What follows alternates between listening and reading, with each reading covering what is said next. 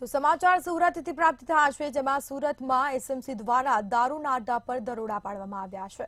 સમાચાર પ્રાપ્ત થયા છે, સમગ્ર મુદ્દામાલ જપ્ત કરી કાયદેસરની કાર્યવાહી પણ હાથ ધરવામાં આવી છે। તો સ્ટેટ વિજિલન્સે દારૂના અડ્ડા પર દરોડા પાડ્યા હતા। તો કતારગામ પોલીસની હદમાં દારૂના અડ્ડા પર એસએમસી દ્વારા દરોડા પાડવામાં આવ્યા હતા, જેમાં દારૂના અડ્ડા પરથી 3 શખ્સ પકડાયા છે। તો પકડાયેલા 3 શખ્સો ઓડિશાના રહેવાસી હોવાનું સામે આવ્યું છે। સમગ્ર મામલે તપાસ પણ થશે।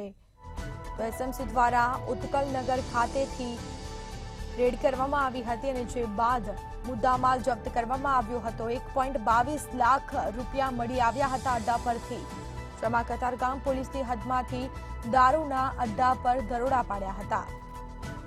બીજી તરફ શખ્સ પણ પકડાયા છે અને જે 3 શખ્સ છે તે ઓડિશાના રહેવાસી હોવાનું પણ તપાસમાં સામે આવ્યું છે।